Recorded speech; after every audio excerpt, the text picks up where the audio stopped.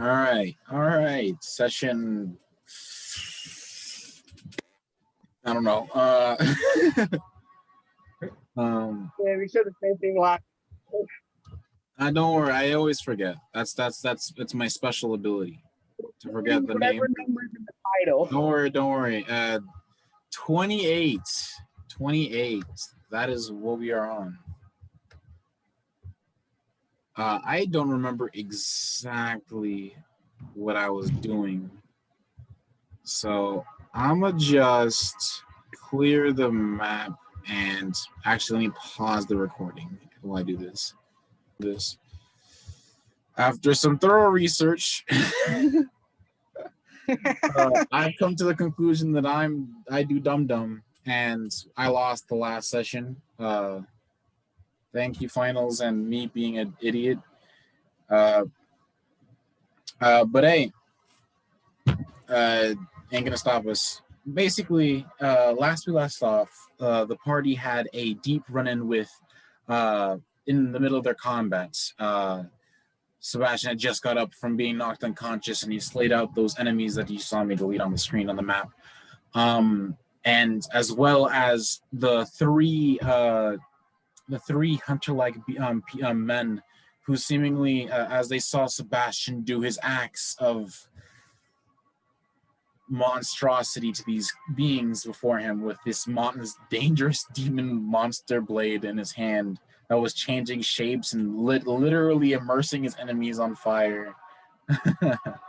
He scared them off, leading to the party being able to finally go back to the hunter's dream and,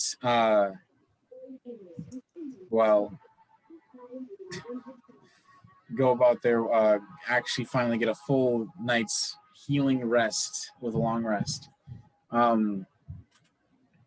But the party from this point then went back after their long rest and doing some nice work for the people, for the hunters that are working through this endless night of the hunt. Specifically Snivy doing healing whenever she could and enjoying herself rests as well, getting her health and spell slots back. Afterward, you all, after a talk with Gascoigne, with Lucient, and with Amelia, I believe. Yep. Yeah. Also, briefly spoke with the doll as well. Yeah, yes, you did have a conversation with the doll as well before you all set out to continue your travels, going past a small, not burnt, but a small bit of housing and so forth, I remember, before eventually reaching what seems to be the larger school building. As you all gave a perception check on it, it's nothing crazy, and eventually making your way, starting off to the roof with a dimension door, I believe, by Snivy. Yes, sir.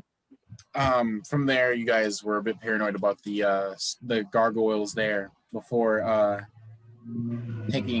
before the session ended up getting a little too long, and everybody more like Snivy, obviously, Yuri has classes in school, so we had to stop. We had to cut it short, but now we're here, and the recap is done.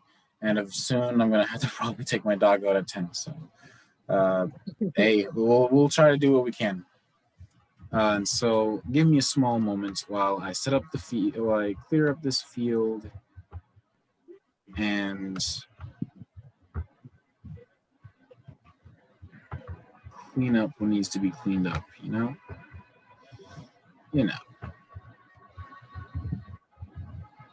If you know, you know.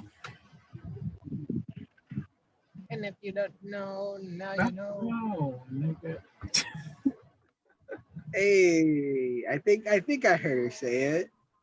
Oh yeah, no, I definitely said nigga. I got my N-word pass. Don't worry, homie. Yo.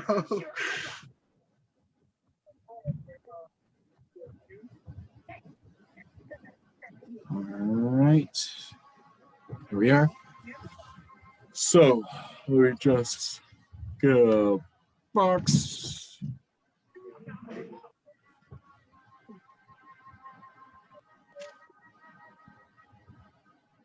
What is it for rectangle? Okay.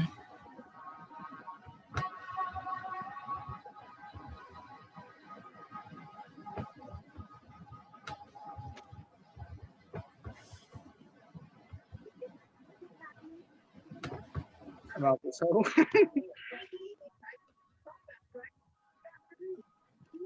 You all emerge on the top of this building after doing some small looking around. You see that there are several gargoyles amongst the edges of this rooftop, all depicting almost cross-armed carrying over a book of some kind, some hooded figures. There is a pardon me as I gotta draw this as well.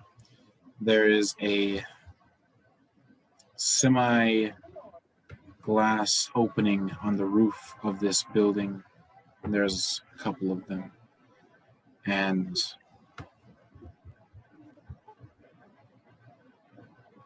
there's also what seems to be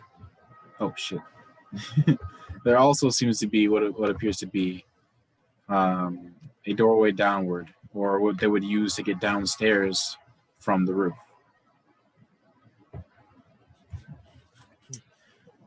But yeah, what do you guys do? Let me just put Silas back with you guys.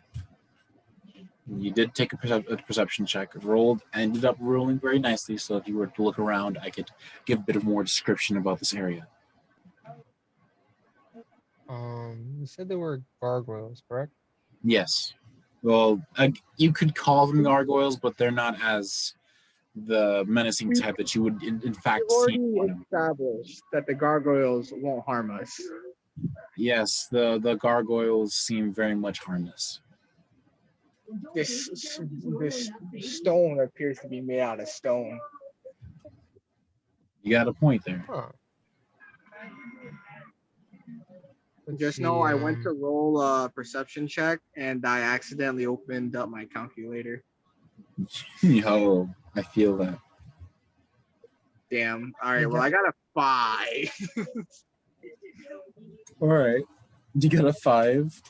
As you look around, some wind kind of catches you, and you kind of like squint, not getting some tears going, and kind of like begin to rub your eyes as you try to look, and to no avail. Would you like to roll again? Well, I like to roll again. Of course I will. Of course. Hiya! And as Hey, you Snivy, you want me to give you a hand, man? Please use your eyes, because clearly I can't see 2 feet in front of me. yeah, you're not getting a good look. In fact, you're at this point now, you're kind of like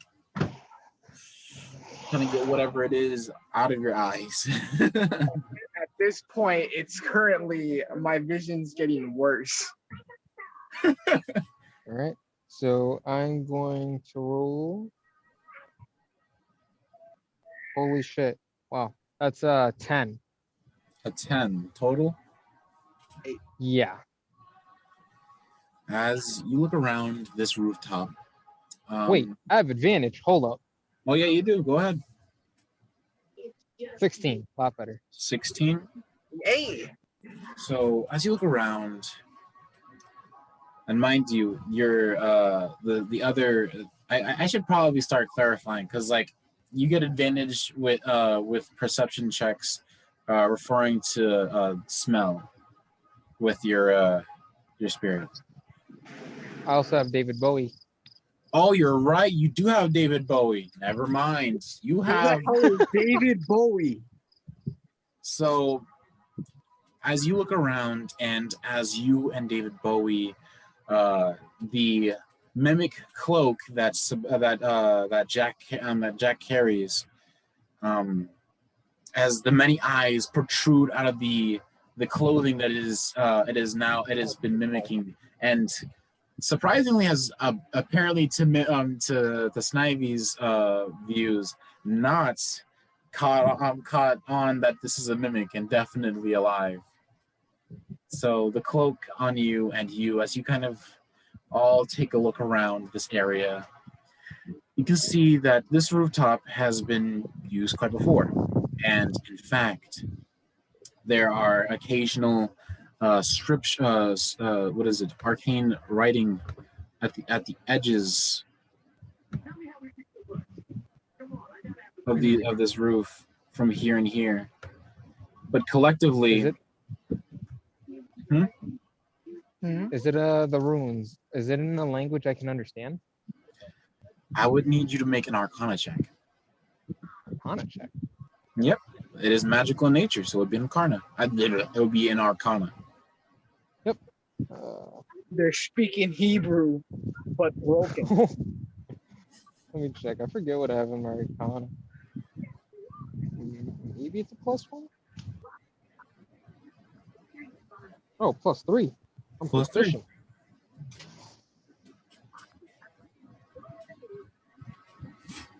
That is an 11. An 11. As you look over Also, it, I need to step out. Yep, go ahead. As you look over these runic scriptures, they are similar to the Carol runes in a way. You don't Carol runes for hunters. It's a part of their subclass where the lore of it essentially is that this hunter known as Carol, a very well-known literate, took up the time to try to give symbol or at least a depiction of the sounds that came from great ones that he would occasionally find upon hearing, and the unearthly utterings gave power to those who kept the thoughts of those the symbols in their minds. And so in the hunter's dream, there is this thing called the mind altar. And the mind altar allows the hunters to metaphorically and literally bind the rune, the Carol rune to their mind, allowing them to gain strength from it in some way. You wouldn't know this unless you asked your character would know this unless you asked like Sebastian or Jay or That's a higher. Or no, these guys know it. They level they leveled up and they know of it. All right.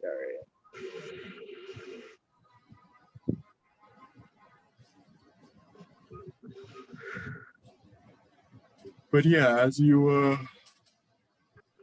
look over these runes, you can't particularly understand the makeup of it, but you can at least understand that it is some semblance resembling to Carol runes.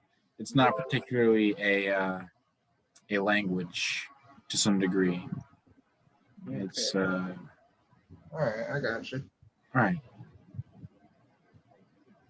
So I'm gonna relay this and be like, hey guys, these things seem similar to like the Carol rooms, don't you think, Sebastian? Sebastian kind of coming over would definitely kind of it definitely reminds me of all those little runes that we'd seen in the Hunter's Dream. I don't know. I mean, I can't read it, but maybe it has some kind of. Well, I mean, significance. I do know some of them. I guess I could try to understand them if I can remember them. Yeah, dude. Do your thing.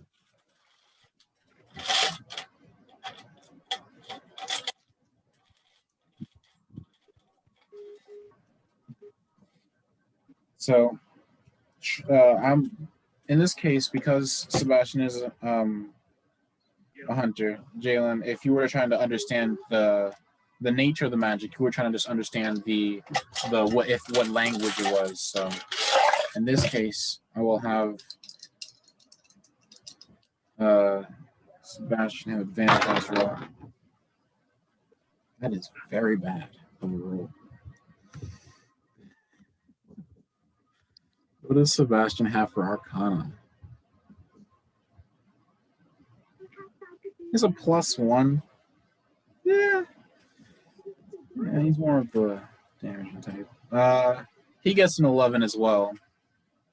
From what he remembers from the Hunter's Dream, he only at least gets one rune out of it, which was the Communion rune, which is a rune which Carol comes when describing it tried to understand, which was like almost like as if they were trying to call upon the Great Ones, or it was a response from the Great Ones, which almost what he had assumed is some level of connection. In fact, let me just pull up the exact writing from the class.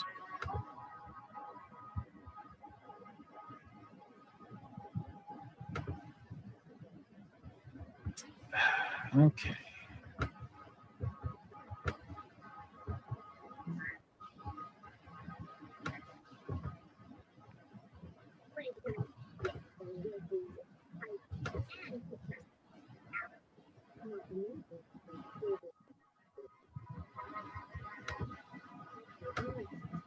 All right.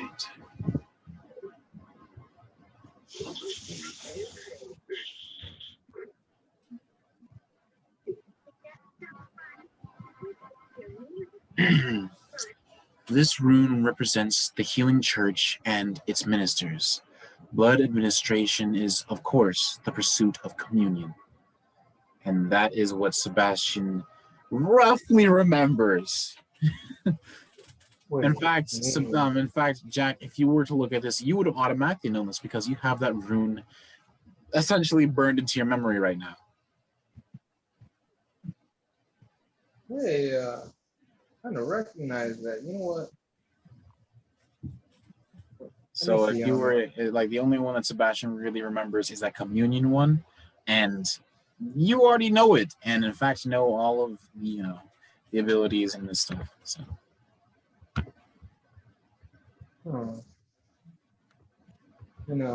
Hey guys, I kind of recognize this one. Actually, I know it entirely. It's the one that I use. Maybe all of these runes are actually just arrow runes that us hunters can get.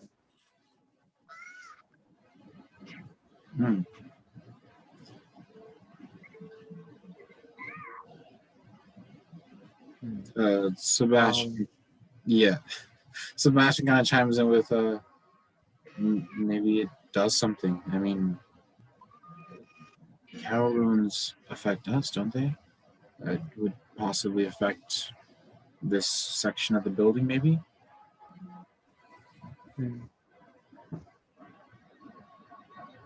Let's see, man. Let's move forward and see what's there.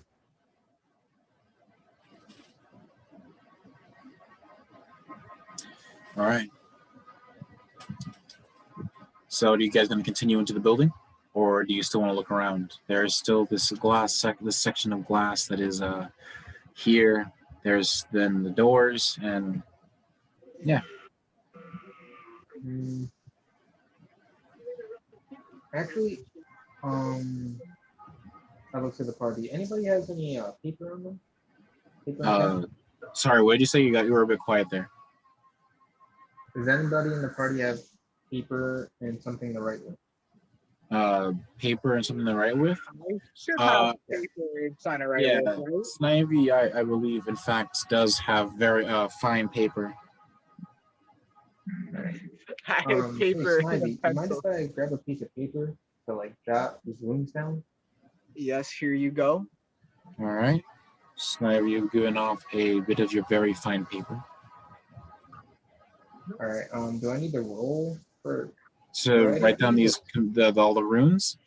Yeah. No, I would say you would know them. I could pull up several of these runes as imagery for you all in just a couple of seconds. Just gonna pull up another file. I'm stepping out again. I'm just gonna take a quick shower. All right, so you're gonna get out of the call. Yeah. All right, I'll be but back yeah, in like 10 to 15. yeah, no worries. We'll do this, and actually, I have to take my dog out, so I'll just give us all a pause. Jury, just enjoy a nice seat while we enter this pause. This will be nothing for you guys, but it'll be a bit for us. All right, we're all back together. Let's keep it going. So, did you want to look in through the window? Did you just want to go downstairs? You mentioned the glass thing. Yeah, there's this kind of glass. Looks like a kind of like a roofing, like like those glass sections on roofs, so that like light can come in, like maybe even a greenery of some sort. Oh, like a greenhouse thing or a sunroof. It's like the sunroof of the greenhouse, but it's like a part of the building. It's weird. No, I got you. Hey guys, I mean, the glass thing looks pretty cool. Let's see. Doesn't look like anybody's around. You guys want to check that out? Sure. Yeah. More loot. So, Stone unturned. So, after you finish writing up those runes, the symbols that you had seen, you come over. Do you guys want to move the dust that has settled on this rooftop, which there has settled dust on this glass?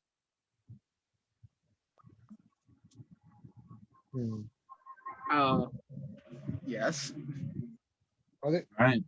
So you obviously move some of the dust, and would you kindly please roll me a perception check, those of you that are looking?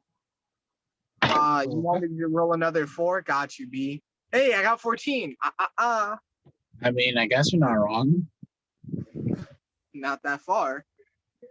Yeah, just a 1 in front of that 4, bro. Yeah. All right.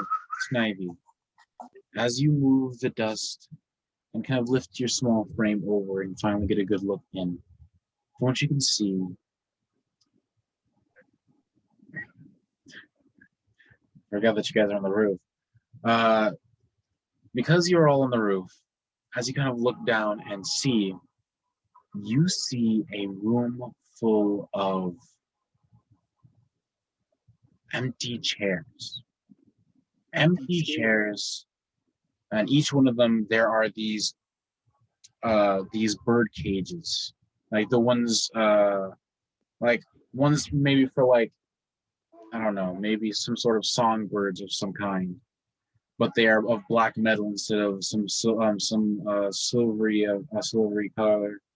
color, and they're set in the center of these chairs, and dust and spider webs have coalesced onto them as if they had been there for a long, like over good hundreds of years. Can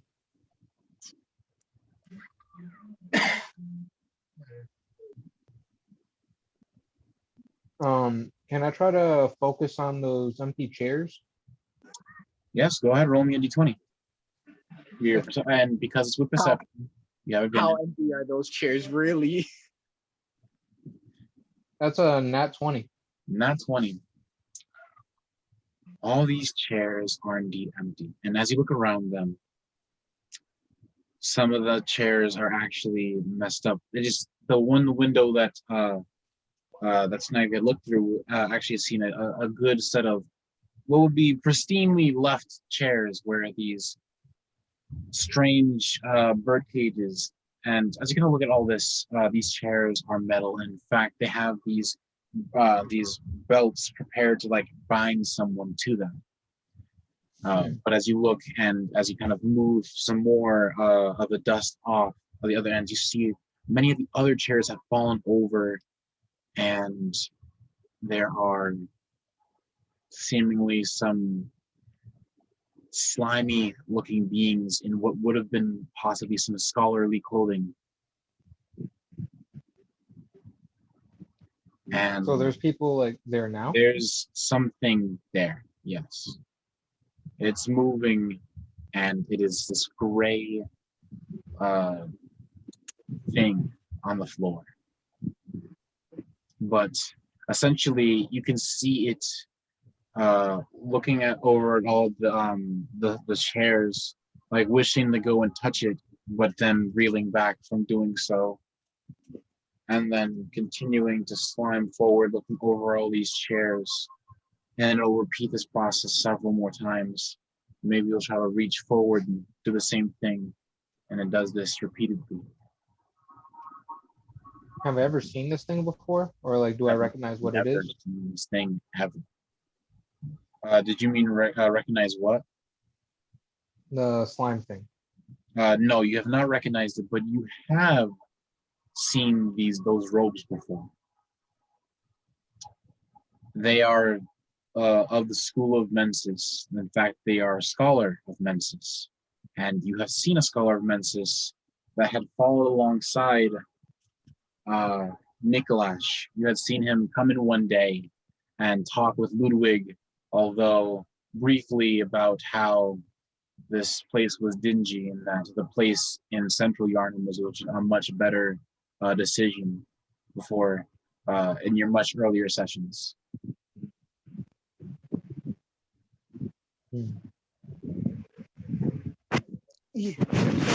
Turn to the party and be like, hey guys, look at that. And I'm pointing in the slime thing's direction. Yeah, And be like, you guys ever like see something like that before? It's crazy. it's not if you have not seen this. I asked if I could throw it in a bottle. I mean, we don't even know what that thing is. I mean, I like kind of remember the robes he's wearing. Oh no, not even kind of, definitely. Those are the scholar from the school of Mensis, but that just, I mean, it makes sense, but makes things even weirder. But at least he doesn't know that we're here. And he also doesn't seem to be able to touch whatever that shit is. Yeah. Or what it's made out of. Or, well, I mean, it's not that it can't. It's more like it's like and whenever it goes to do it, like it gets very close before, like almost as if just afraid of it. Like you see like a kind of like a reel back. You just would prefer not to. All right, well, there's that thing, and let's see, are there any like entrances that we can spot from up there into that room? From what it seems, is this is definitely in like a much lower floor, but it is seen through. I say a much lower floor. This is like a three-story, three-floor building. And what you can see is that in fact, there's a separation between these two glasses, so it means that there might be another room regarding for the other glass. But one thing is for sure is that for some reason that being is afraid of those bird cages, and it's been there long enough to know what that is and know why to be afraid of it, but also know why it wants it. Like almost like knowing the risks and being too scared to make acts on it. All right, let's see, I think we should get moving and explore more of the inside. It's definitely good that we were able to spot that though. Shame if I put it in a bottle. Casually walks out of room. You know what, Snivy? If the chance arises, we can fuck them up. But Bet. we wait until we make sure the rest of it's clear. let's wait a little bit. Yeah, we gotta make sure then the rest. maybe we'll put them into a bottle.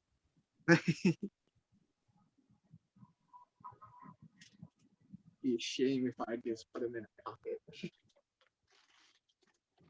All right. We're still in the clear. Like nobody, no guards or anything are up there where we're at. Nothing that it seems. All right. Hey, you guys ready to sneak inside and look at some more? As ready as I'll ever be. All right. We'll try and sneak in. All right. I need stealth checks from everybody. I'll handle Varynx and Sebastian. All right, so I'm gonna re-roll mine, but know that it was a 2. They're gonna burn inspiration. Yeah, this one we've got the burn inspiration because you guys are trying to actively go down there. I used Also remember you to add a +5 inspiration, and to I your got inspiration. 17. 17. I'm That's good. So what did you say, Jalen? No, for Yuri to add a +5 to his inspiration count since it's a new session. Oh yeah, definitely. Yeah, so just add 1. So I just burned 4 of them.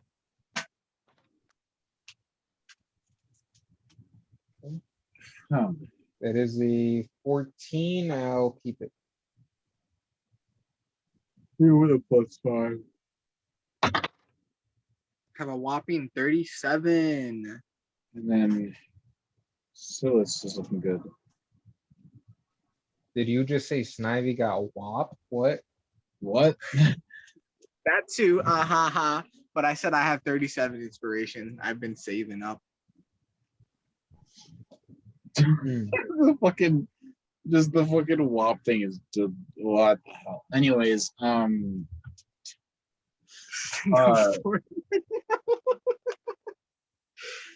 it's just so like every time I think of Snivy, all I picture is something like shorter than the doorknob. All right. So you all how many, what did you get, Jalen? 14.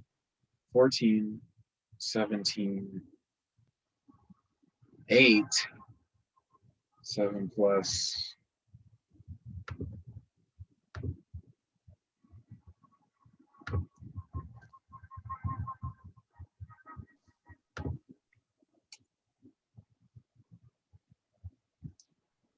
Jesus Christ, 2 8s, a 16,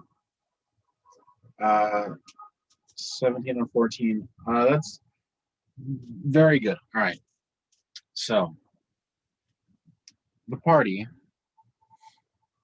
as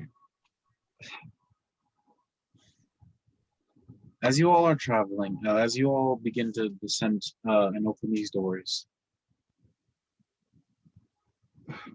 Sebastian, the one you've seen the most elegant and swift with his movements, you see him fucking up somehow, like almost as if he's lost his balance in some way. And as you can try to sneak down these stairs with you, he almost falls down twice, like face forward for some reason, like tripping on himself. He's so nervous, he just keeps kicking his own foot. Yo, Sebastian, gotta keep it low key, bro. I'm trying. I mean, I know I ain't want to talk, but when I drop the fucking frying pan, but gotta keep it low key. But to continue, Varynx is kind of in the same boat. In fact, Varynx is kind of almost been unintentionally tripping Sebastian, putting his foot in the wrong places, almost tripped over Sebastian as he was falling one of the situations, but luckily Silas, using his tendrils, kind of pulled them and is keeping them in check with how decently he had rolled, as well as you all just kind of like grabbing grabbing them and trying to keep them in place in these times. But overall, as a group, the party has a relatively high average of so you guys helping the two of you that have miraculously begun not being so stealthy. So as you begin to come down these stairs, it is this nice building. Only issue is that as you descend these stairs, you can see a hallway as you finally make around the bends of this wooden guardrail amongst these almost oak wooden stairs, and peering through the window. Strangely, even though this is underground, you see the moon. I see the moon in like a hole in the wall, or there's a moon on the roof. Like almost as if the sky is peering through the ground of Yarnum. Wait, what the hell? I see. Yeah, and at first you went down, and the cover of night was there until you kind of passed a window, and surely enough, you feel the warmth of, well, I can't say the warmth. You see the moonlight. You feel the warmth of the cold moon. Ah, yes, it makes my bones quiver. Jesus, no. No. You are caught off guard by the moonlight that has been up. It's strange because almost as you look out this window, it's almost as if there's also clouds and everything, and almost as if as you kind of come around this window, the clouds part, or more or less get pulled away by wind of some kind at a higher level, and lets loose the moonlight to this window. Can I try and see if that if somebody's causing that through magical means or something? Definitely. Roll me a perception check. I do the same. I got an 11. Right. All right. I got an 11. I'm just bad at vision. Snow, you can't seem to discern where the moon is somehow going through ground. In fact, it's strange because from what you perceive, it's almost as if the roof of this subterranean area is acting as a pseudo sky to this moon in the darkness. All right, let's see. That's an 11. And wait, I'll roll you again. all just see this orange light from the harvest moon of the night of the hunt. Rolling again. Yep, go ahead. All right. That's another nat 20. Of course. All right. Jack just always be seeing. Bro, he's like, you see, he's taking away my vision, sir. I want it back. Jack, you stealthily hobble over and push and quietly creak open the window and look around. And you can't understand it, but there are clouds. There is a moon through the subterranean area that you're in, and it makes no sense to you.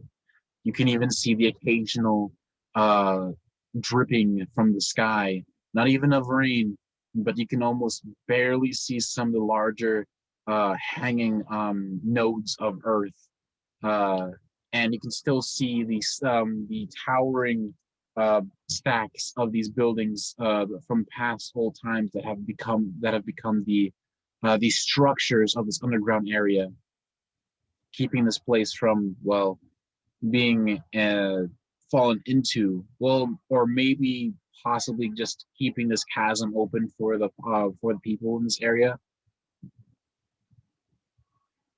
But one thing's for sure, you see the moon, and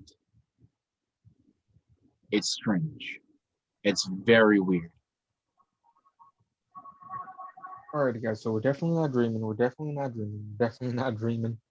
But Definitely not dreaming. why the fuck can I see the moon? Are you actually being stealthy or not, or are you just freaking out about the moon? He's I'm yelling freaking out about the quietly. moon. He's yelling quietly at us. What the fuck is the moon? Nah, it's kind of like just more to myself. Like, why? How? Makes no sense. Like, yo, what the fuck is going on here, Buckaroos? All right. Ugh. As you continue to ponder to yourself, you guys, Sebastian kind of rings you in and says, "Come on, we can figure that later." And he begins to head down the stairs and check corners, and then you all follow suit. There, hold on as I pop to this other part.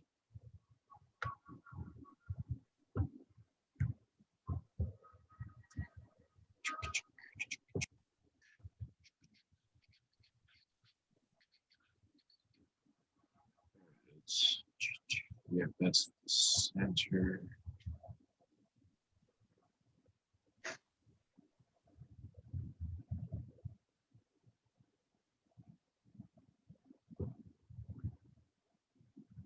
Control Z. I need one bit bigger.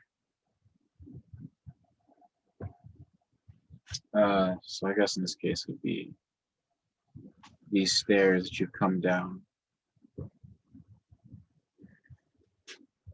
And there is this hallway connecting to another. Oh, snap, crackle, and pop. Stop doing that. I need to write. I need to make more. I literally don't understand. Oh, I see.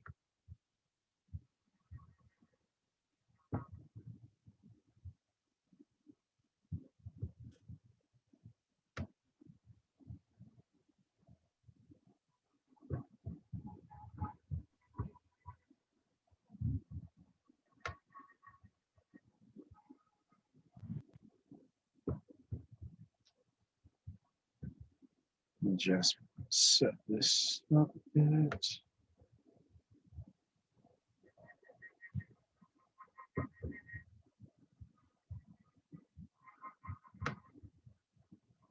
Joke's on you. This sign's not going to stop me because I can't read.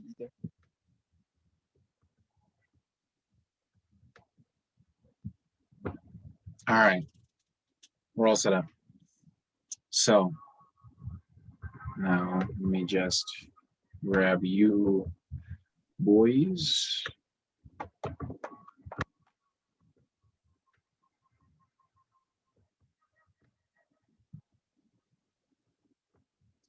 As you all ascend these stairs and look back left and right, you can see a doorway ahead of you, which seems to be heading towards that area with extra, with all those, pardon me, with all those chairs. And you see a door to your left, and as you kind of peek around, there are two what seems like, sorry, to your right, what seems to be possibly some sort of closety door, a closet type room, and another smaller room, not smaller, much a bit larger than that room, but of some similar depiction. While on the left, there's a door visible to a room that you have not peeked into from the skyline, and onto the right, there is no door, and what seems to be leads to another possible room, but before you there's also this door that leads to the hallway to these rooms, and also there's this door that leads to this room as well. Hmm. What do you want to do? I think we gotta split up and look for clues, gang.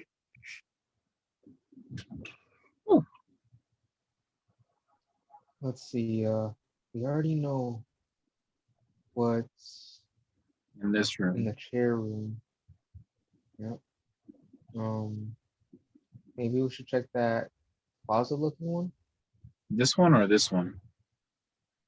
Oh, hold on, let me look. No, wait, what? All right, so show me the again. I'm looking at the map now. So this is the closet looking room. This larger room, which has a door similar to that door. This door is a smaller door that leads to another room of some kind. And this is where you can assume some level is that chair room filled with those bird cages and that one thing wishing to, well, act. And there goes Yuri. Hopefully he'll come back. Probably got a call or something. But I mean, he would have probably told us. Right?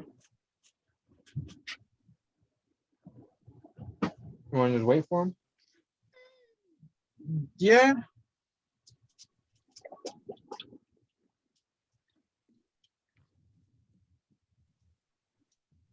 I mean, it shouldn't take too long.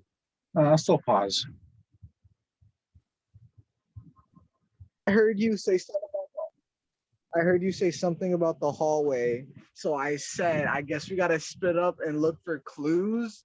And that's when it all died. That's what it all went. No, I didn't hear that.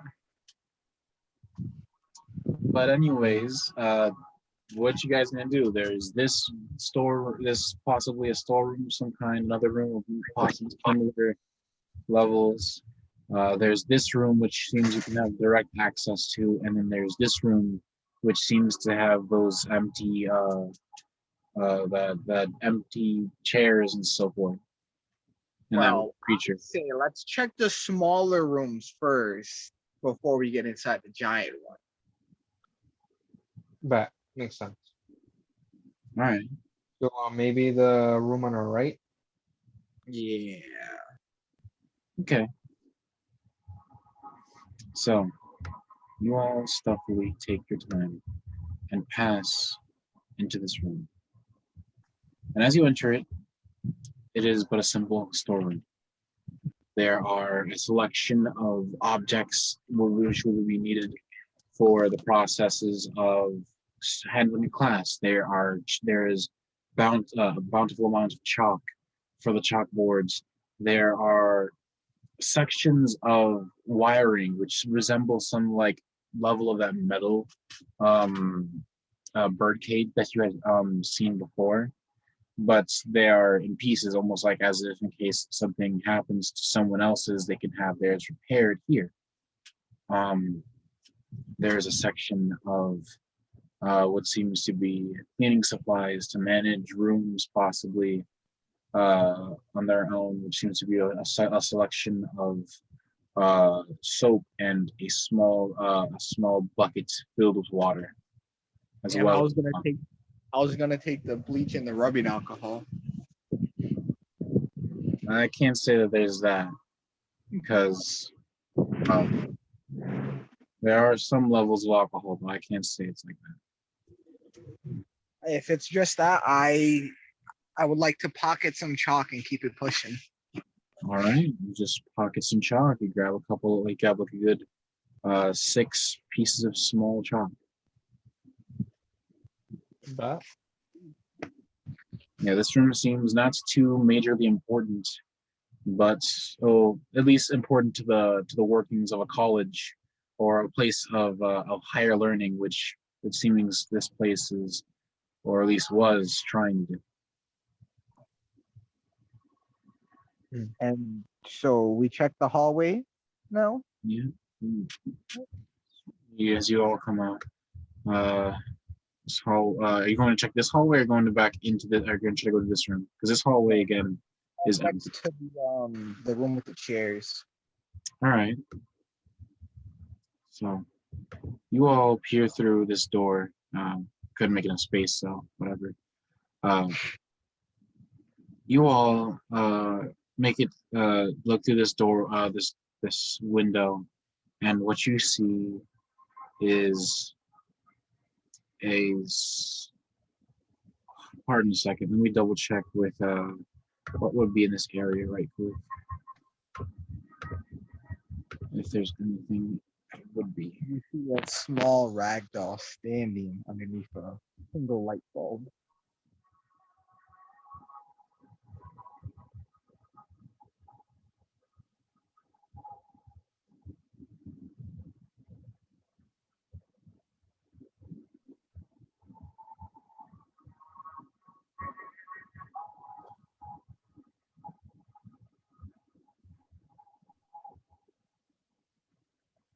Yeah.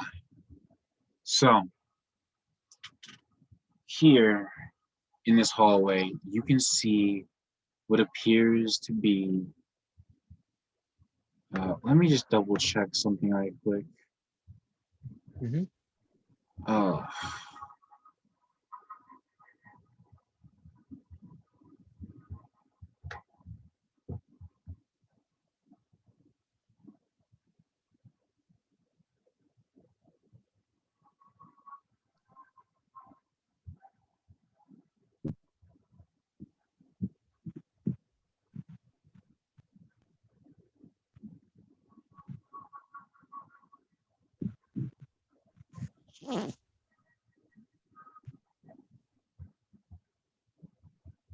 Let's just hope I don't die.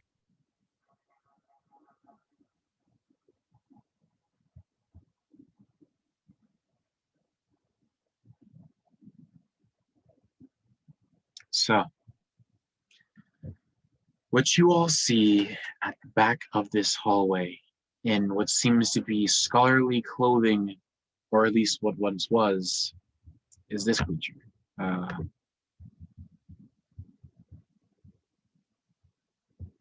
I will now share with you the screen. New share. You see this creature. What appears what to the have been someone of the school, and you all can hear some estranged, somewhat musical noise coming from this creature as its eyes jitter in all directions, figuring out why or what it is doing. You said musical, correct? To some degree, yes. Do I recognize any of like the tunes coming from it? Yes, you would. It, in fact, is somewhat similar. Don't mind me while I give this a switch.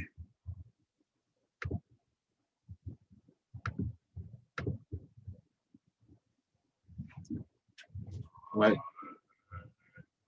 It's not as similar to this. It's similar to what you would have dealt with in the great theater. It's similar to them. It's similar to that to a degree. It's like a version of the song, but it's changed.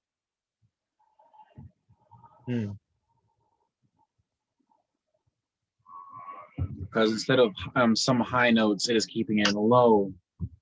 In some places, it's keeping it more monotone. Well, before, it was much more energetic, almost as if like trying to exercise excitement. But this is more like they are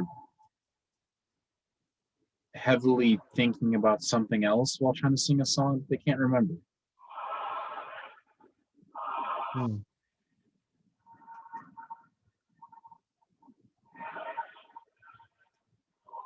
And this monster, what's the kind of like feels or vibes that it gives off, if that makes sense? You said, is it trying to kill us or can we walk by it? I would need you to make a wisdom check for me. A wisdom check. I have very large wrinkle. I'm gonna use inspiration, but I got a 5. All right, I have 14 and I burned 2 inspiration. All right. So, Snivy, as you kind of look at this thing, it's strange because it's vibes, I guess, in the sense it feels as though it's occupied, but also all too aware of everything around it. And maybe even almost overwhelmed. But it feels dangerous. Just looking at this thing gives you the heebie-jeebies, with needless to say. So I asked the group, is it okay if I throw something at it? There is a door in front of you at the moment, and if you want to open it, I would need to roll a stealth check to even do that. I will indeed try to. Wait. Let's let Yeah, either like first- Sebastian or Silas open would the have to door. see if it's They're okay. better with dexterity. Yeah, first I have to ask if it's okay if we attempt to throw something at it. Do we want to get its attention if it is indeed dangerous? Well, seeing that it's made out of slime. In fact, actually, to be more exact, it almost looks as if though it's a person's head had splattered open and their brain somehow enlarged, covered in eyes and with dangling tendrils. It still has limbs and so forth, but I heard a brain jellyfish with eyeballs all over it. basically, but yeah. Sebastian, you still got those Molotovs? No. Sebastian looks at you and just like, yeah, I restocked last time I were in the drink. Let's see. I mean, this thing definitely doesn't look like it wants to talk. And I mean, if we have the chance to get a jump on him, I say we do it. I say we do it. All right, so do you want Sebastian to go about stealthily tossing a Molotov at this creature? Stealthily. If he still feels comfortable, then yes. You see Sebastian take a deep breath. I'm just gonna. That's 19 unnatural. Hey, So hits him with the critical, I heard. Sebastian would know this. Sebastian opens this door ever so quietly, hardly audibly. And as you see him kind of pull up his pistol, which has a small light at the end of it, even with him putting his back to it, you see him fighting it. And as he looks back, he sees the glowing eyes on it, kind of that have all been like kind of all over the place, and all just kind of peer at him. Roll for initiative. What? I reroll? Yep, roll for initiative, please. All right. This thing has a high perception. Have a whopping 15. A 15, bro. That sounds juicy. all fun and games until I blind it, though. Got a point. Yeah, 15 plus 3, that's 18 from me, Chief. I don't care how good its Alright. eyes are; they're not going to be Okay. very good after they get set on fire.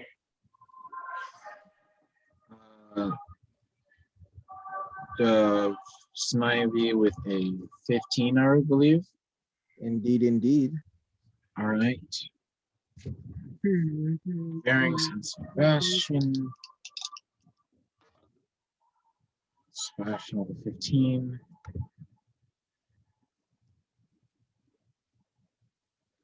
Bearings with a 3. And Silas with a 9. Yo, Silas got that thing on him. All right.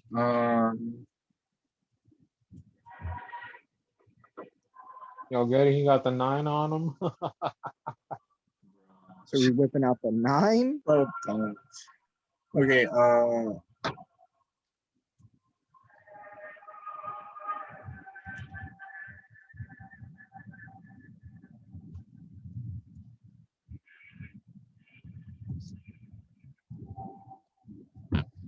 right. Let's see this creature. It's wonderful facts and so forth.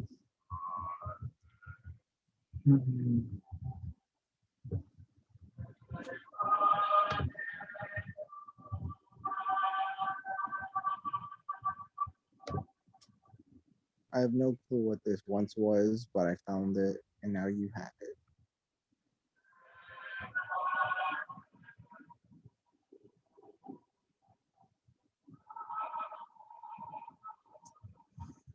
That's yipes. That's a yipes from me, though. That's a all right. What did it get? It got better than Variants at least. All right. Jack, you got a what? 18. All right. Okay, I got everybody.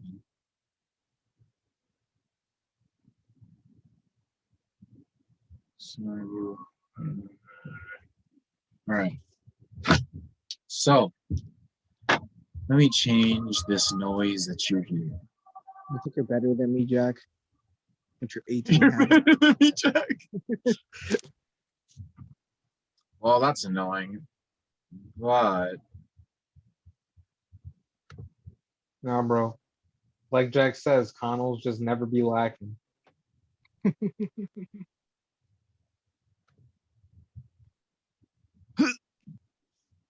No. And when they do, Mm, it usually resolves in a fatal mistake being had. You just know I'm sticking to the walls.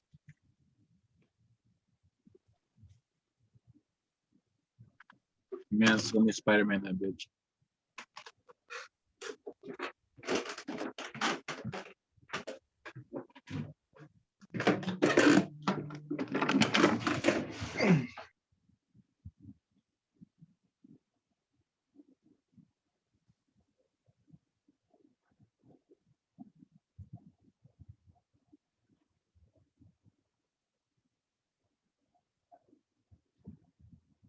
You know, fuck that. I'll hit it with this. And then I get an ad. I'm vegan.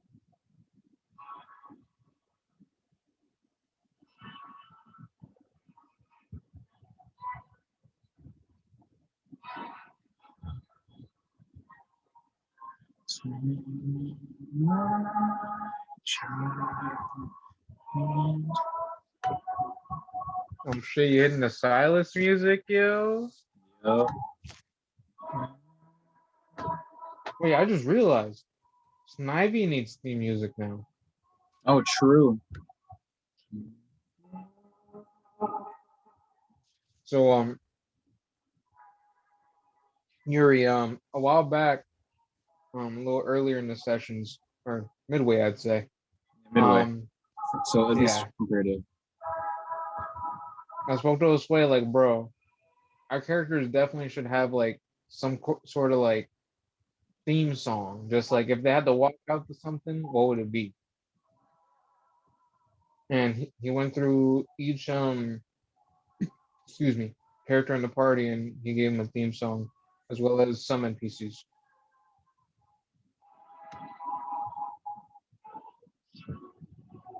And this one is for The Silch. intro to Nemo.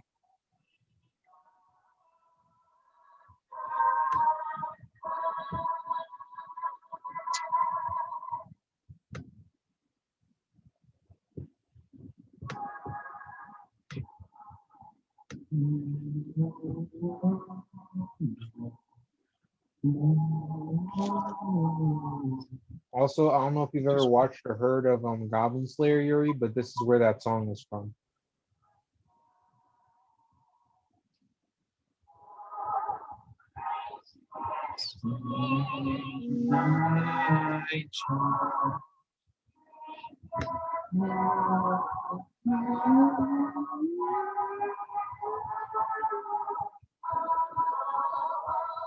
Oh yeah, we're also not sponsored by Goblin Slayer. Yeah, no, we're just some nerds who love geeks. I don't know, whatever was appropriate. we're some cool ass niggas, yeah.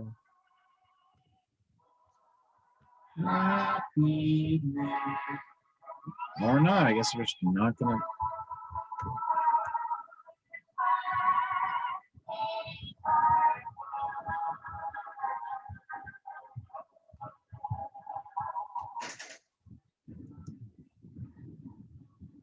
Of course, that would have fucking been them.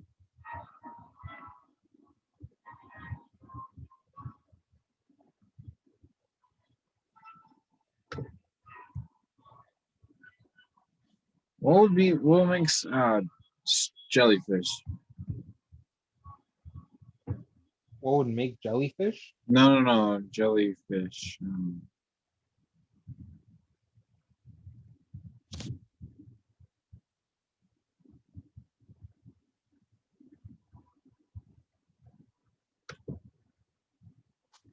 It's a trick question. It's jellyfish. Jellyfish. Jellyfish.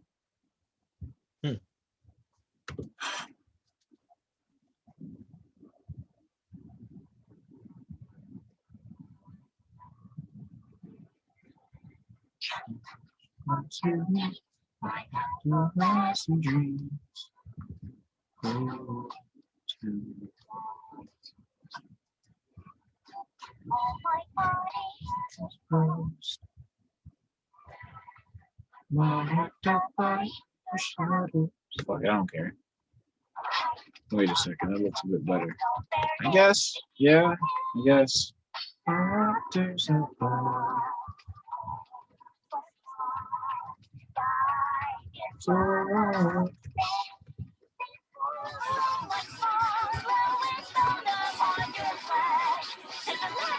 So now, actually, on the combat, Jack, it is your turn.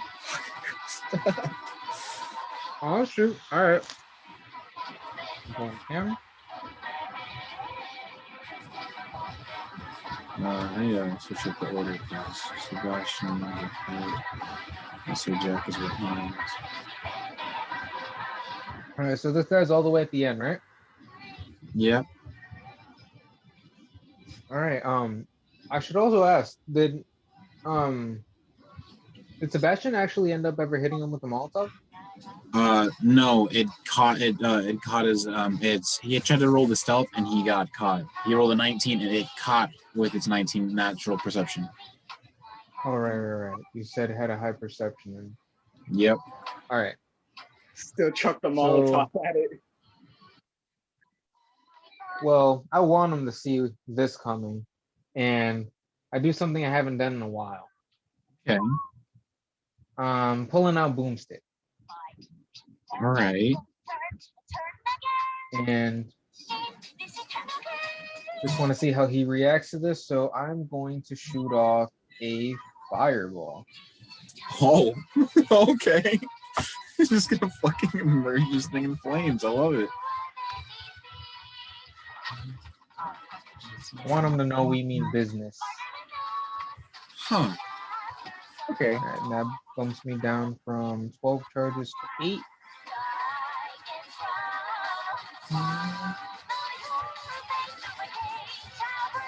Okay. So- range it's a +2, right? That is indeed true. Pardon me. I need to pull up. 2, 2, 8.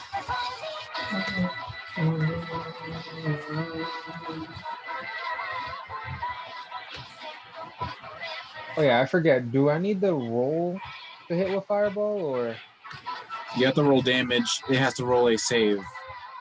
Gotcha. Okay. Shit, that's 8d6. All right.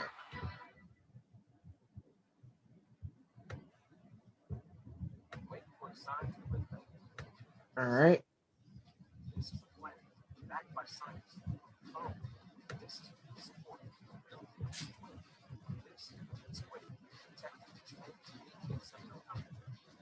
I got the damage. All right. Does it save? Let me just see. What's the DC? That I actually forget. I usually remember the number 14, but that's for the fear thing. I think that also is your DC because I think it was like a combination of your dexterity and wisdom. And Okay. with a +8 or something like that. All right. So 14. All right. And it doesn't have a +2. It fails. Even with advantage. Because it does have advantage With against advantage. magic. Interesting. All right. Well, he's taking a whopping 32. 32. All right.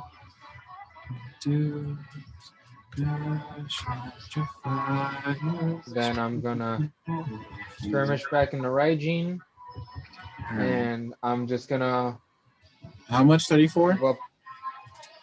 Huh? 34 was it? 32. 32?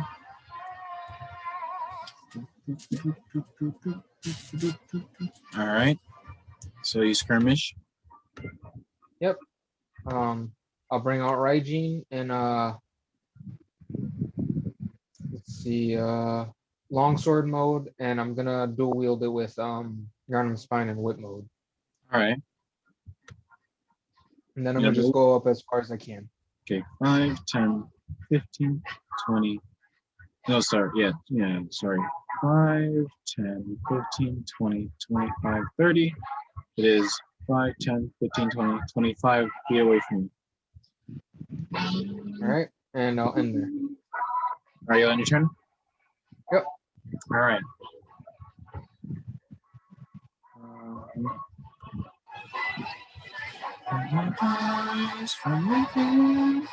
Sebastian is up next. Snivy, get ready to set up your turn after Sebastian.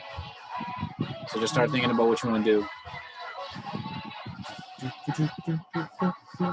Wait, it's slime, right? Or is it brain? It is made of brain. All right.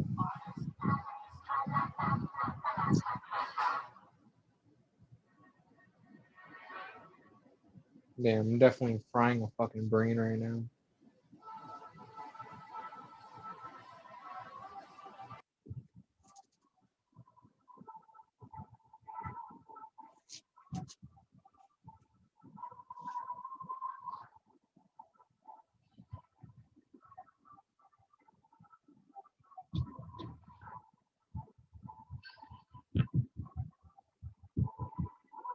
All right. So Sebastian is going to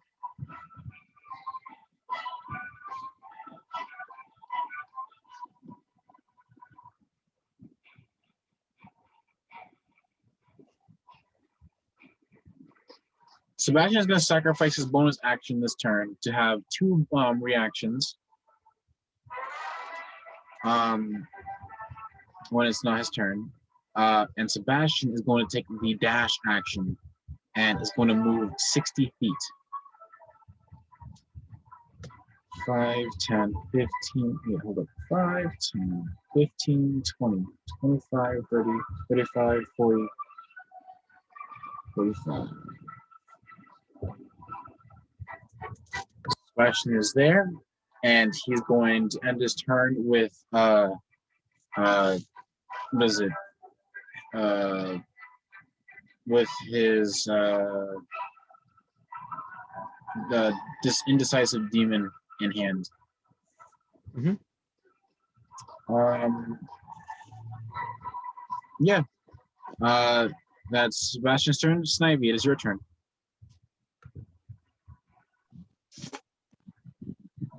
I will attempt to cast Fireball.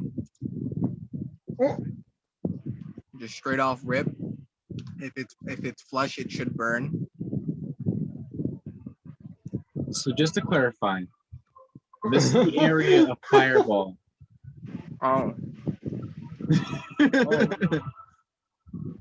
I see. If you were to hit it, which just so you know, where you're throwing it is the center of this. And if you're going on top of it, it's hitting Sebastian. I see. Like I if see. you're, yeah, like the center of it. If you were hitting if you were hitting the corner, it would still need to make a roll. Yeah, but I would prefer not to accidentally kill my homie. I mean, he's at full health though, Not kill him, but you know. and he also has I like literally max dex for default character, and he also has inspiration. No. I won't destroy half the castle wall. For the right. we're in a pool. What? Damn! I didn't know. I didn't plan this far ahead. Then. All right. If that's the case, I'll help you out. So, at your disposal, Snivy, you have several things that you can do. You have lots of level 1 spells like Ray of Sickness, Absorb Elements, Acid Stream, Burning Hands, which you can't do from this distance. You can use Catapult, but that only works on objects. I'm thinking of Burning Hands, because that would have to get in his face, right? Yes, you would have to make it all the way from where you are to it, and then, and to clarify, the reason why Sebastian on his turn didn't take an attack action was because he used action to dash, which means he doubles his movement speed to basically just sprint in a matter of 6 seconds as far as he can, which in this case is all the way up towards this creature. So I wouldn't be able to get to the. You would not be able to actually do the attack action. Damn. Technically, although it takes up this, it would take up a third level spell slot. This would be a good way to get Revivify. This would be a good way to get Summon Undead, which would give you access to some undead you summoned. Like, I don't know, you could have like a ghost of some kind or some other kind of ghost, and you can have it move or do whatever it does, because depending on what type of undead you could do. Can I have that poison ghost that I had in the beginning? I believe you can, yes. There's different kinds of ghosts that you can have. Let me just check. So yes, there are ghostly, putrid, and skeletal. And skeletal is essentially just a better skeleton. Putrid is that poison one, and ghostly is a one that does another kind of damage, which you're about to summon Einzelbone, yeah. Ghostly can. If I summon the skeleton ghost, can I give him a weapon? Yes. Yeah. I would say, yeah, it's under your command. You summoned it and everything. Yeah, you can do that. So I'll summon the skeletal ghost. I'll hand them one of the weapons we got off of the guys. Yeah. Which one? You do have a good selection of weapons at your disposal to give. And I will be clear, just to make it a bit more understandable, This enemy would only be able to use one weapon, Right. so it The can't church- dual wield like the other one could because he's not the skeleton of a hunter, especially a Church hunter pick? that used that weapon as well. Right. The church pick. Is my reading that right? So, from what you have the church pick, the whirly jigsaw, Gatling gun, stake driver, and the Amygala arm. Oh, Jesus and the Christ. Taunturus. So just to explain what these are, the Taunturus is like it's like a almost like a mace, but like it's basically a mace ball, but it has some weird mechanism that allows it to electrify. Church pick is essentially just a pitchfork with I believe a gun at the end of it. With a gun at the end of it. Yeah, like a pistol of some kind.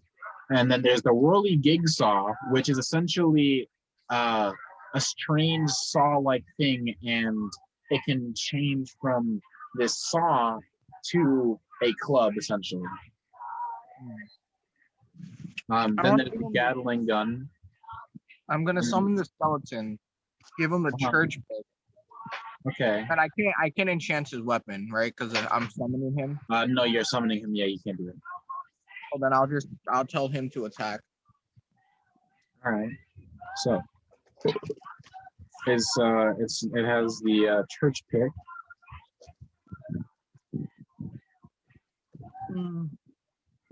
Can I move up or no? Yes, you can actually. So if you wanted, you I could will move up move and up. then summon, Yeah. which would give your skeleton more space. So yeah, I'll do that. 5, 10, 15, 20, 25, 30. And now you're going to summon your skeleton.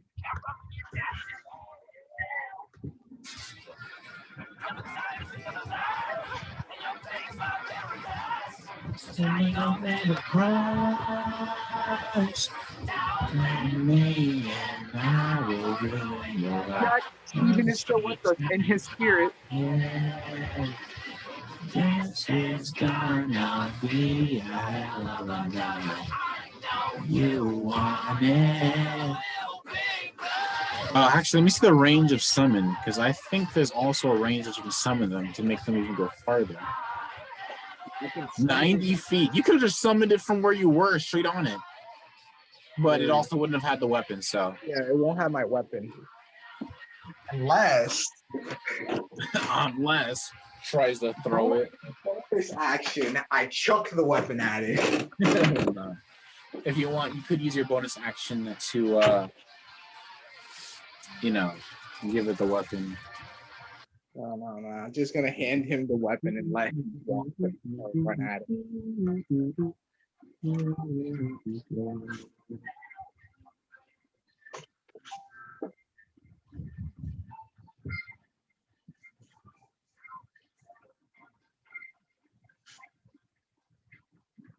All right. So, yes, you summon forth your skeleton, and you're giving it the church pick. So let me just pull up the damage for the church pick. Just gonna stab it in the back and just let off a couple shots in its brain. Dang, talk about another way to blow a nigga back out. Church pick.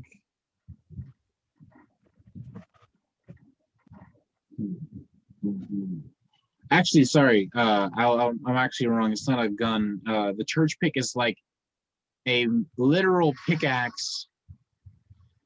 And this. Hold on. If anything, I can pull up an image of it just to make sure that I'm not confused.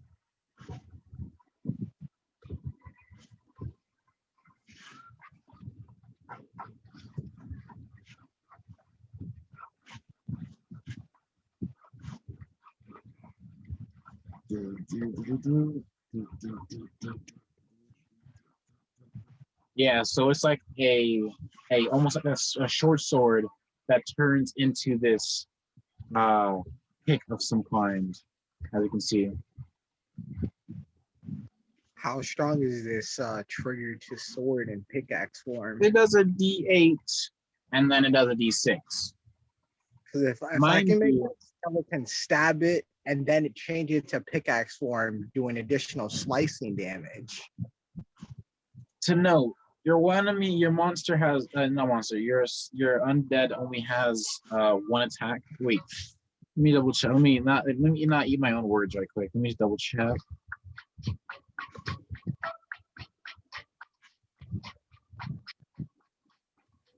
The spirit takes a number of attacks equal to half the spell's levels, rounded down.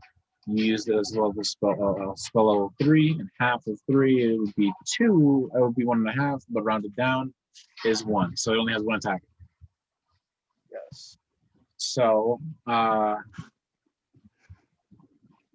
in this case, it only has 1 attack, and plus it's not proficient in the weapon, so it would not be able to do transformation attacks. All right.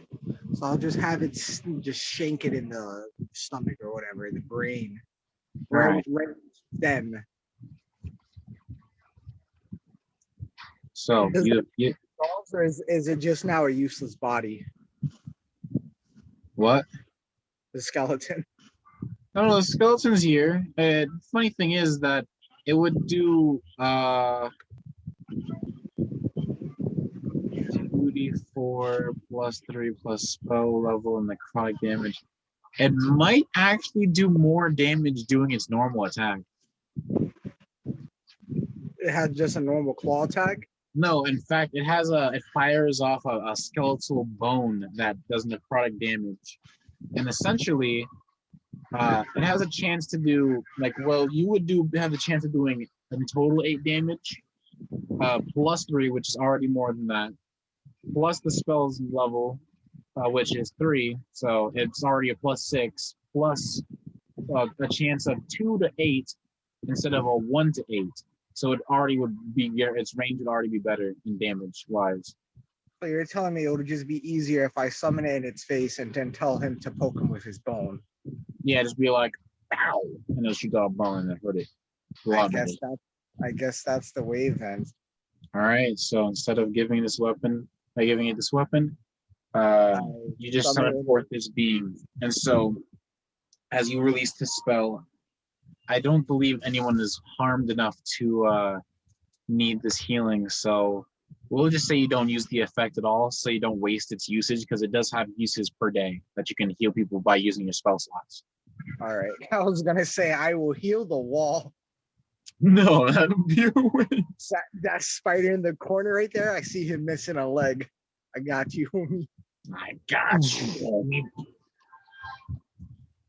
So as you gather this necrotic energy and you begin to manifest something that was surely not from this realm, you see almost coming in rags in a form, taking its feet upon the ground.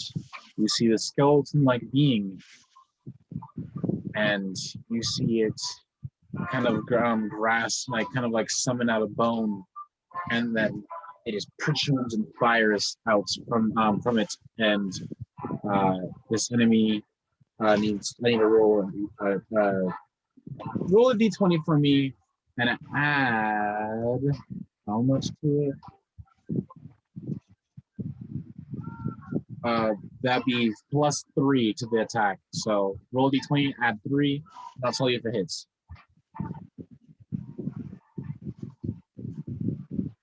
I have 13. That's perfectly enough. That's exactly enough to hit this enemy. Good, because I needed to burn 3 inspiration for it. Okay. So if you would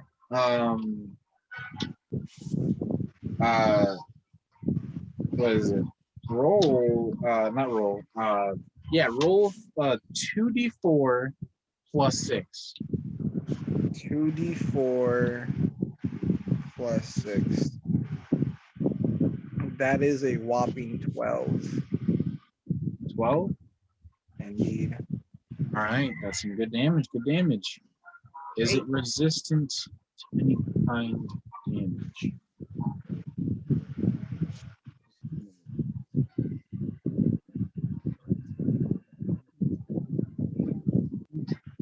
Oh no, you're good. So this will be completely full damage. So 12.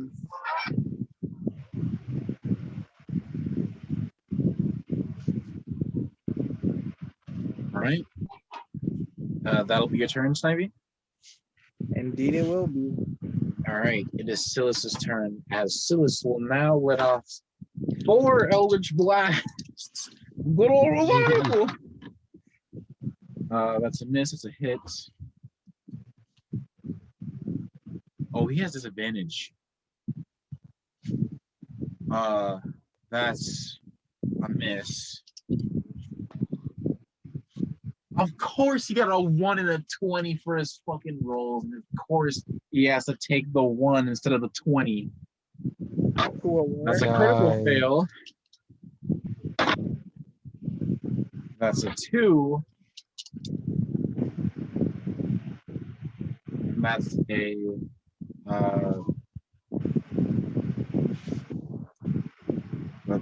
a miss. It's a miss.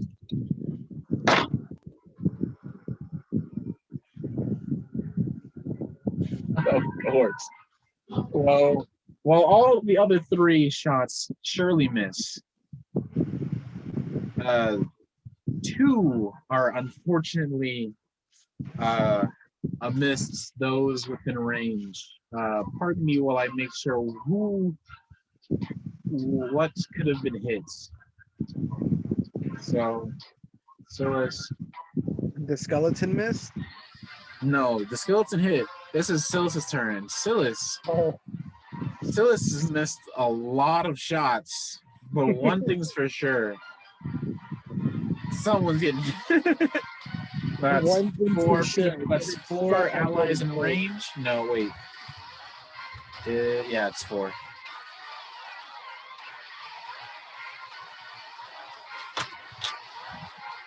I'll roll d6.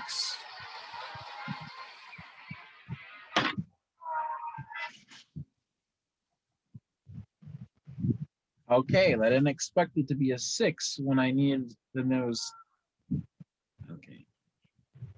Tonight, I'll be eating fried avocado tacos. Oh, what am I doing this for? I should probably just roll 4. Avocado. 1, 2, 3. Yuri, your skeleton is now going to be shot. I thought it was already dead. No, your skeleton's alive. It's chilling. The thing is that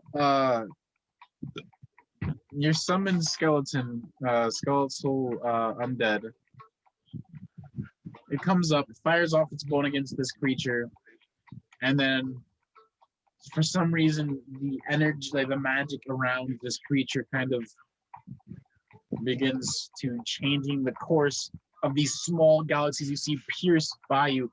Just these 3 other shots just ring and bounce into the wall before one you see curve oddly, and like you see it almost like as you see like you like kind of look back to see you see one almost like you see like something just kind of burn it downward and just shoots through your skeleton, dealing Death.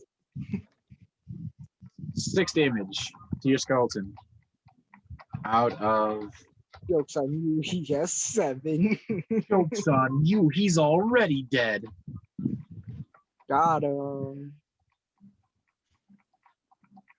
Not Steven the Spirit. It's not Steven the Spirit. 30. All right, so 30 total. I'm just gonna have my skeleton just start headbutting niggas.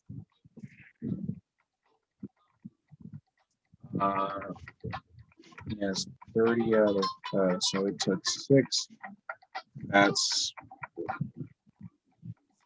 24 out of 30. So 30, 24. Oh, wrong place. Wrong place. Snivy, 30 out of 24. All right. It is now Silas. No, that was Silas's turn. It's the lantern's turn. Let's see what this thing is gonna do.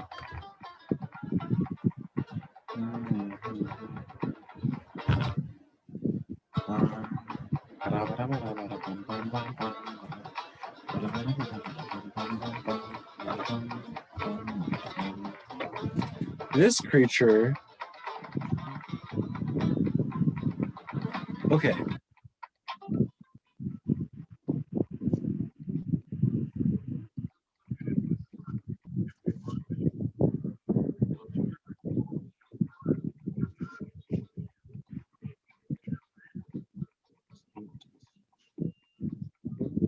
All right. Well, Sebastian. That's terrible. It got an 11. Sebastian easily, as it kind of like goes for his legs, wings out this tendril, and Sebastian just easily just kind of like hops over it, dodging its attack, and that is surprisingly its turn.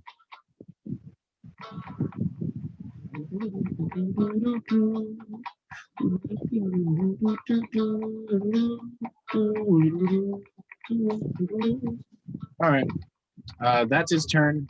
It is Varink's turn. Varenk is going to pull out his war loot and take a shot from his distance. Jesus, wow, these rolls today. +1 again, 8. Oh, that misses. So at least it isn't a 0. So and it does right. At least it isn't a 1. So you see, Varink's load a crossbow bolt into this strange weapon, and with him aiming this load, you see him fire off a shot, and it just goes into the wall of the left side, hallway, left side of the hallway. And yeah, that is fucking his turn. So, Jack, it is your turn once again. What do you do? All right. I'm going to use a. Let's see. Remind me. Do I need to use a bonus action to use one of the features on Raijin, like the charge burner? I don't believe so. It's a part of the attack action, essentially. Okay. So I'm gonna burn 2 charges, so that way I gain 1d6 lightning damage for 2 right. rounds. 2 rounds. And you're gonna move up? So, yep. I'm gonna 5, try and get within striking range. 25. I'll put you here so that, like, in case the skeleton gets in, or if any other person is trying to take shots. All right. So, make that attack.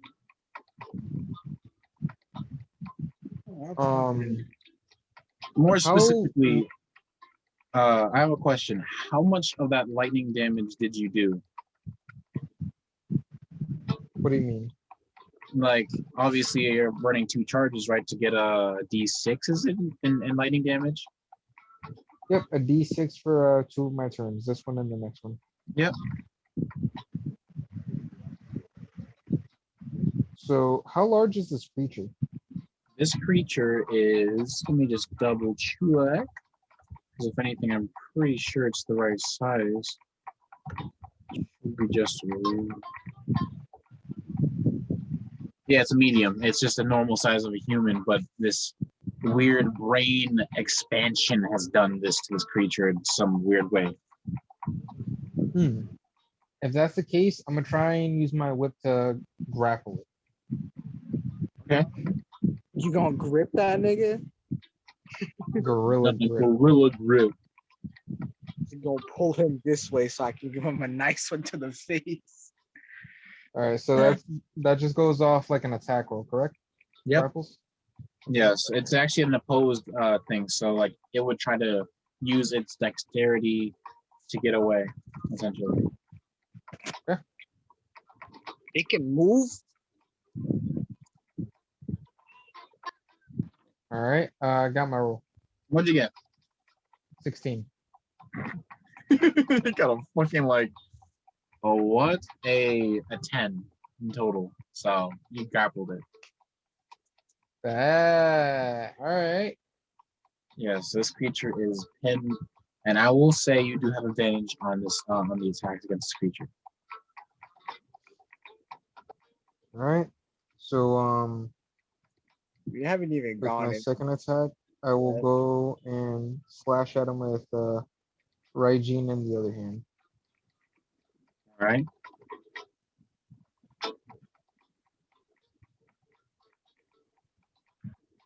Mm, I'm going to burn inspiration for this attack All right. because, well, let me ask first. Does a 12 even hit? No, a 13 hits, and Yuri knows as the perfectly that or yeah, Yuri landed an attack with the crossbow. Not yes. crossbow. Sorry, Crossbow. the skeleton's bone. Sorry, skeleton's bone attack. Okay, 24 definitely hits.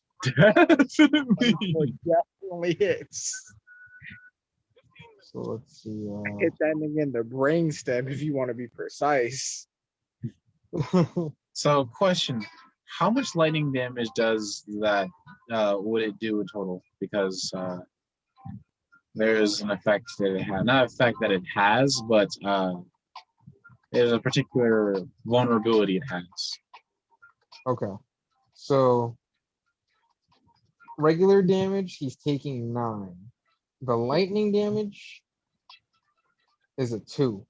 The 2, that's cranked up to double. That's a 4. Oh, Gave the brain a seizure, bro. So in total, so 4 plus that's a 13 total, right? let's see, yes. All right. I'm not gonna do a transformation attack, so that'll be me.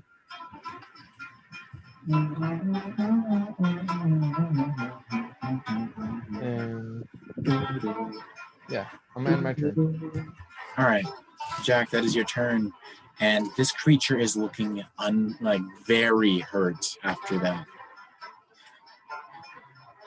It is Sebastian's turn. And Sebastian is going to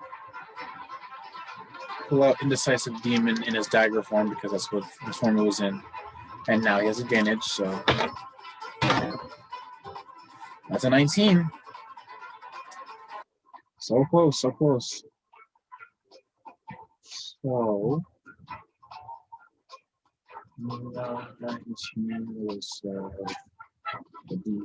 D4 plus 2 plus his dex, which is a plus 5. That's 6, 11 total. This creature is barely alive, and that is only his first attack. That's a hit. Its form needs to change. D4, Sebastian. I got a 4 and 6.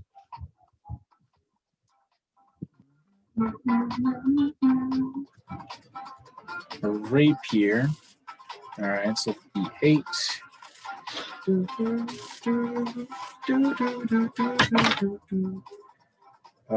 6. That's already enough to kill it. So, Sebastian, you see Sebastian swing this dagger he had in hand and slash across a couple of eyes. After you as well had landed a couple of attacks, with a very good attack across its face after being wrapped around in your arm's spine. And Sebastian, you see him rein back, and as flames encase this weapon, it elongates and thins into this rapier. He stabs through straight from the middle, and you just see almost as if like a small pocket or spot that would have been a mouth or would have been near the mouth just gouts out blood for this creature, and all the eyes that are unaffected by the damage itself kind of all collectively roll back into themselves and into this mass, and it falls limp in your arm spine's grasp, and it kind of folds back towards you, almost kind of on you, which this slimy substance kind of goes onto David Bowie, and just kind of just throw it off, and even David Bowie just does that kind of almost in that section, just does a dog shape to wiggle off the slime, You said he killed it? It did. It did. Does it take anything for me to try to talk to its dead body? Doesn't take anything. Oh wait, no, it takes. There is a spell I believe you have. Like, Yeah, talk to the dead, but does that I don't know. require a spell slot? Is it a? Oh, it's a cantrip. Is it? Hold up, let me see. Speak with dead. It takes a 3rd level spell slot. Damn. Do I care enough about this school? Guy, you want to see if we could know the history of the school? Didn't you want to put that dude in like a vial or something? That's the same guy? No, that is not the same guy. Yeah, he's Oh, I thought it upstairs. was. Nope. The other person was some weird white mass, and that is in the room to your right. I mean, yeah, to your right of the hallway. If you guys were like looking down it from where you guys came from. Gotcha. All right. Do you want to see if we So- can try asking it for the history of this building?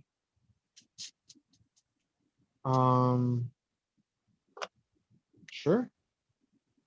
So I will activate I will use talk to the dead and see if I Alright. can get anything from this brain. Matter of fact, we should probably ask it about the significance of the runes. Yes.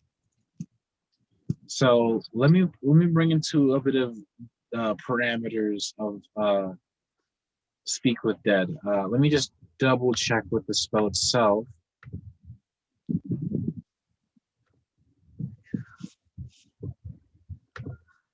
So necessarily, like, so you gain this the semblance of life and intelligence to a corpse of your choice within range, allowing it to answer the questions you pose. The corpse must still have a mouth and cannot be it cannot be undead. This the spell fails if the corpse was a target of this spell within the last 10 days. Until the spell ends, you can ask the corpse any up to 5 questions. The corpse knows only what it knew in life, including the languages it knew. Answers are usually brief, cryptic, and respective, and the corpse is under no compulsion to offer truthful answers if you are hostile to it or it recognizes you as an enemy. The spell doesn't return the creature's soul to its body, only its animating spirit. Thus, the corpse can't learn new information, doesn't comprehend anything that it has that hasn't since it died, and can't speculate about further future events. Basically, it's stupid. It also, if it don't know languages you speak, you're just wasted a spell slot. And yeah, so Then yeah, I don't think we'll use it because that nigga was a brain, and that's what we will be talking to. We won't be talking to the what it was beforehand, right? yeah, I mean, yeah, it would not be the same person, even if, like, yeah, no, this is hardly what it once was. All right, then. Guess not. Yeah, that wouldn't be a good option. All right. So Plus, you don't even know if it even speaks English anymore, especially after what happened to it. Yeah, that's what I was kind of thinking. That if I use talk to the dead, I can speak to its old form when before its mind was just mine. Nah, homie. It's what it is now. What the corpse is now. All right. So is that all you guys want to do? Yeah. Do we finally go into the big room with the chairs? There's still the other room, and there's that back room that you guys didn't check. There's a few rooms if we want to get into that one, but we could check those before we head in. all right. I already have my arm, right? Yes, I remember you getting one at some point. Yeah, Yes. because I popped it off to sharpen it, so I have a claw attack. Yeah, so you have yeah.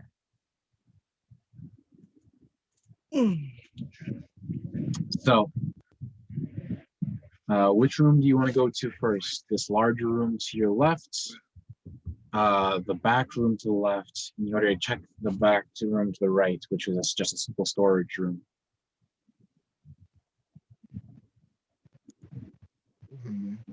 Jack, up to you. Let's see.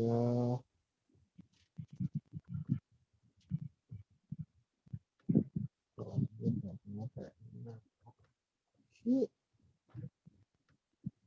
Okay, remind me of our options again. What's up? You said there was 2 rooms left, right? Yep, this larger room to your left, and this back other back room to the back left. Let's go to that one on the back left. You have Right. your cursor on. So as you all enter this room, you find is what seems to be some sort of focus room, or some kind, or some kind of study room, and it is unpleasant here. There's a gruesome scene of what seems to be some person in what looks like rags of some kind, possibly some kidnapped fellow, and this person is tied down, or once was tied down, with their head splayed open in half, and you can see what appears to have been gouged out sections of what his brain was. So this is who we fought. It's not like that. In fact, it's more or less like almost as if someone was gonna be like that, or they had gained some semblance of something, and eyes began to grow inside of on the line, began to line their brains, possibly.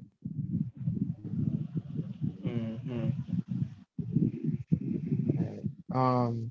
Correct me if I'm wrong. You said this is kind of like a library kind of area or a study area? No, not library, more like a study room, like almost like a room where important you know, Like physical experiment studies, study? like exam and study, yeah, like checking a body, or maybe checking like someone's health almost. So theoretically speaking, they were trying to turn people into whatever those things were. Maybe, but one thing's for sure, it was going to be that, but How long ago does this body look like it died? roll me a investigation check, please. And I'll help you if you can't find investigation on your skills. It is one of your +8s actually. So roll a d20, add 8. Jesus.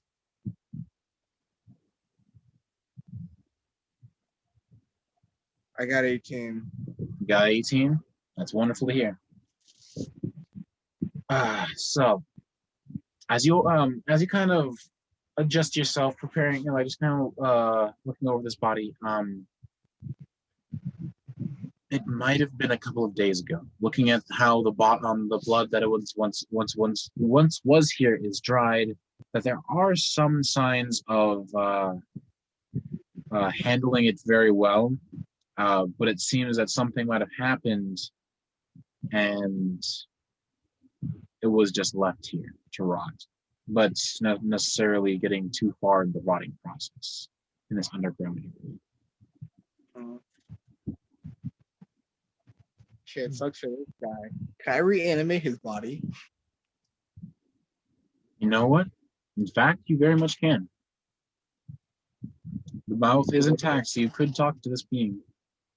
I could talk to this being? You could definitely try to. I think then I'll try to talk to this being. All right.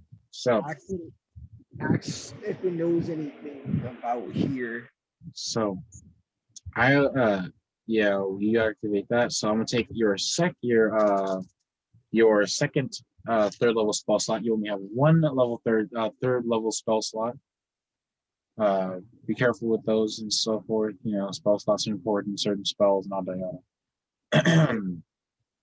Anyways, so you begin to gather the magic that you accumulated in your way, and you begin to let loose almost like a dark mist out of the magic.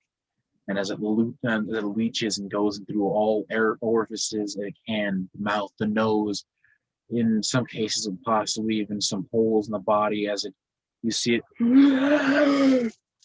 and pull up forward and turn to you, Snipe. You see. Is there a certain limit of how long I can talk to this, or just until I?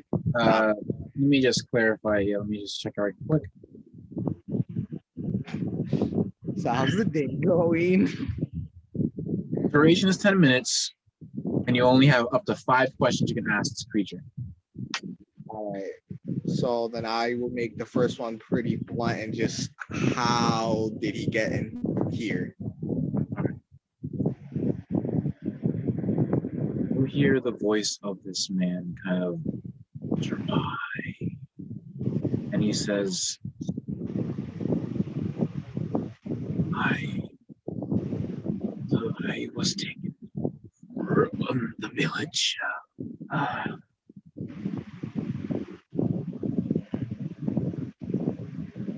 I'll ask him if he knew what they were doing here.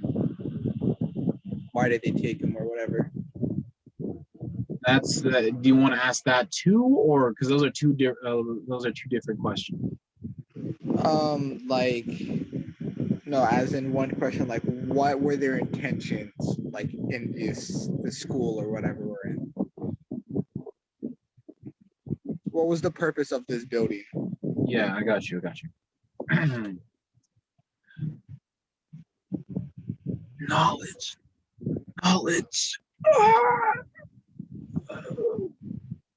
As you see a bit more of that smoke weave through it, as it says that. Any other question, guys? The runes.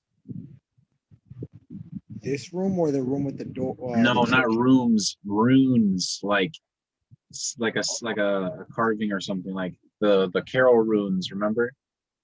Oh yeah. You gonna ask about that? Yeah. What rooms are here? I don't. I'll phrase it. Yeah. Do you know why those Carol runes were inscribed in one of the rooms above? Oh, I was gonna call it hieroglyphs.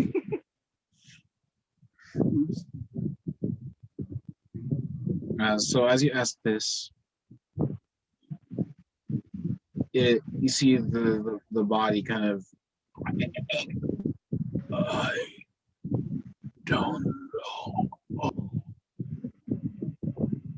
And you see like the section of its split head kind of jaggle over. You kind of actually get a vision of a sight of its brain with the sockets in it empty. I have one last question, right? Yeah. I don't think he would know anything about the chair, so I'll ask him and just like, yo, you mind if I use your body? Let me be polite and ask. You mind if I use your body? He kind of goes, no, not again. No. And you see the body almost like from its upward position, just laying right back onto the bed, onto the table, exactly where it was before, except with a bit more blood coming in. Said no, not again, right? Mm-hmm. All right, so I will peacefully close what's left of his eye holes and let him vibe out. All right. He's been through too much. And yeah, that is your first taste of using some new spells. I like that, huh? Hey, Shit. first time I spoken to a dead nigga. True. So Yeah. that is this room. It seems that some town folk possibly might have been scooped. Someone's dad got snatched up. Definitely. Someone's pop's son. Someone got scooped. Someone's got scooped, got his brains gooped up. Clearly was forgotten, went through too much torture. He probably starved to death in there, you know? He probably cracked his own head on that table. Maybe. Dude, we should Uh, definitely see if he has anything on him that might show what village he's from.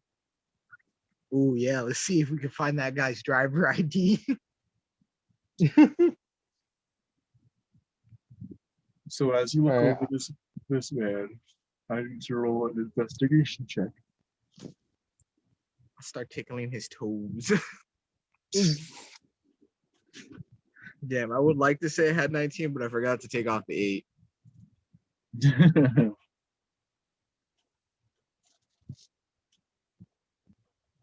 Okay, well I got 5. Boy. Clearly I'm not I good got at 5 going as through well. pockets. What'd you I said I got 5, so clearly I'm not good at going through pockets. say? What'd you say, Found a John? dead body at that. I also got a 5. It's fine. Because as you look over his body, you find there aren't even pockets. You find out that he's actually just bare skin. No, he's in fact in tattered robes. Not robes, I should say more like rags. Almost like a prisoner.